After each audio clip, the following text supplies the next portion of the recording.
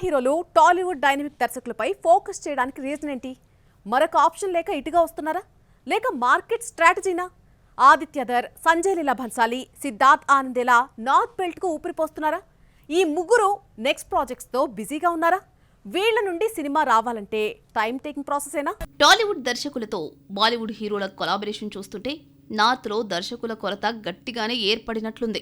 చెప్పుకోవడానికి బోలెడు మంది డైరెక్టర్స్ ఉన్నా అక్కడి స్టార్స్ ను సాటిస్ఫై చేయగల కాన్సెప్ట్ స్టోరీస్ చెప్పడంలో తడబడుతున్నారు నార్త్ మేకర్స్. అందులోనూ రాజమౌళి, సుకుమార్, సందీప్ రెడ్డి స్టామినా చూశారు.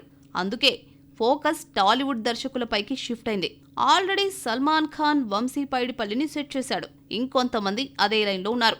ప్రెజెంట్ బాలీవుడ్ ను బతికిస్తున్న సక్సెస్ఫుల్ దర్శకులు ఎవరైనా ఉన్నారు అంటే ఆదిత్యధర్, సంజయ్ లీలా భన్సాలి, సిద్ధార్థ్ ఆనంద్ మాత్రమే.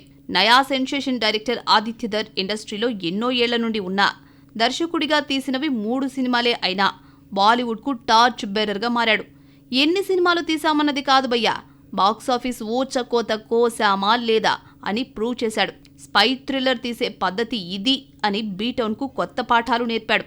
ఇండస్ట్రీకే కాదు, రణ్వీర్ ఖాతాలో ధురంధర్ రూపంలో బిగ్గెస్ట్ బ్లాక్ బస్టర్ వేసిన ఆదిత్యధర్ నెక్స్ట్ ఇమ్మోర్టల్ అశ్వత్థామ ప్రాజెక్టుతో బిజీగా ఉన్నాడు. వికీ కౌశల్ ఆర్ అల్లు అర్జున్ తో మూవీ ఉండొచ్చని సమాచారం.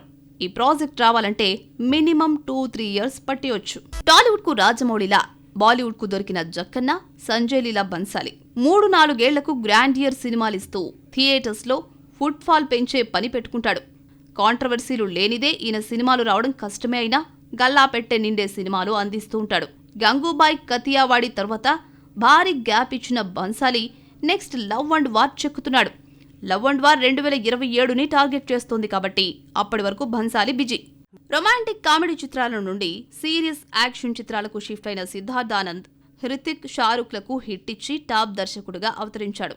వార్, ఫైటర్, పఠాన్తో స్టార్ దర్శకుడిగా ఎదిగిన సిద్ధార్థ్ నెక్స్ట్ షారుఖ్ ఖాన్తో కింగ్ సినిమా చేస్తున్నాడు. ఈ ఏడాది ఇయర్ ఎండింగ్లో మూవీ రాబోతుంది. ఈ బాలీవుడ్ మోస్ట్ వాంటెడ్ దర్శకులు ఇలా ఏళ్లకు ఏళ్లు ఒకే సినిమాతో టైంపాస్ చేసేస్తున్నారు. మిగిలిన స్టార్స్ కు హిట్ దర్శకులు దొరక్క టాలీవుడ్ డైనమిక్ దర్శకులపై పడ్డారు. అదే టైంలో బిగ్గెస్ట్ మార్కెట్ కొల్లగొట్టేందుకు ఓ స్ట్రాటజీని ప్లాన్ చేసుకుంటున్నారు.